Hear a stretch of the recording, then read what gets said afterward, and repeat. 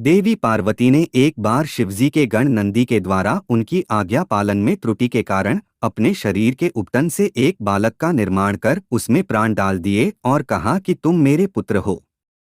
तुम मेरी ही आज्ञा का पालन करना और किसी की नहीं। देवी पार्वती ने यह भी कहा कि मैं स्नान के लिए जा रही हूँ, कोई भी अंदर न आने पाए। थोड़ी देर बाद वहां भगवान शंकर आए और देवी पार्वती के भवन में जाने लगे। यह देखकर उस बालक ने विनयपूर्वक उन्हें रोकने का प्रयास किया। बालक का हठ देखकर भगवान शंकर क्रोधित हो गए और उन्होंने अपने त्रिशूल से उस बालक का सिर काट दिया। देवी पार्वती ने जब यह देखा तो वे बहुत क्रोधित हो गई। उनकी क्रोध की अग्नि से सृष्टि में हाहाकार मच गया।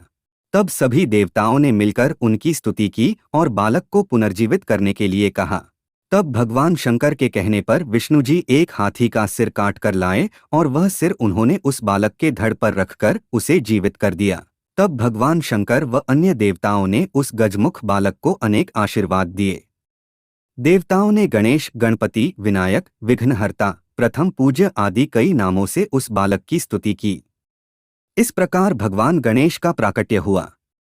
ब्रह्मवैवर्त पुराण के अनुसार एक बार नारद जी ने श्री नारायण से पूछा कि प्रभु, आप बहुत विद्वान हैं और सभी वेदों को जानने वाले हैं। मैं आपसे ये जानना चाहता हूँ कि जो भगवान शंकर सभी परेशानियों को दूर करने वाले माने जाते हैं, उन्होंने क्यों अपने पुत्र गणेश की के मस्तक को काट दिया। यह सुनकर श्री नारायण ने कहा, नारद, एक समय की बात है। शंकर ने माली और सुमाली को मारने वाले सूर्य पर बड़े क्रोध में त्रिशूल से प्रहार किया। सूर्य भी शिव के समान तेजस्वी और शक्तिशाली था, इसलिए त्रिशूल की चोट से सूर्य की चेतना नष्ट हो गई।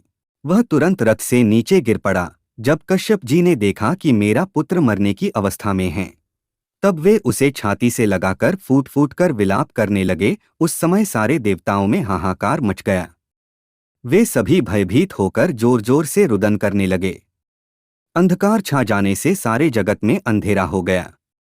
तब ब्रह्मा के पौत्र तपस्वी कश्यप जी ने शिव जी को शाप दिया। वे बोले, जैसा आज तुम्हारे प्रहार के कारण मेरे पुत्र का हाल हो रहा है, ठीक वैसे ही तुम्हारे पुत्र पर भी होगा।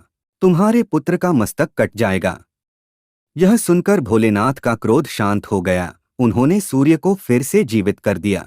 सूर्य कश्यप जी के सामने खड़े हो गए। जब उन्हें कश्यप जी के शाप के बारे में पता चला तो उन्होंने सभी का त्याग करने का निर्णय लिया। यह सुनकर देवताओं की प्रेरणा से भगवान ब्रह्मा सूर्य के पास पहुंचे और उन्हें उनके काम पर नियुक्त किया। ब्रह्मा, शिव और कश्यप आनंद से सूर्य को आशीर्वाद देकर अपने अपने भवन चले गए।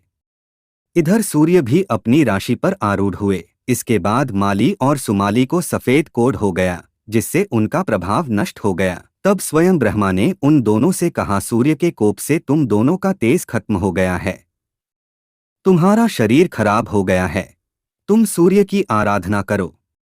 उन दोनों ने सूर्य की आराधना शुरू की और फिर से निरोगी हो गए।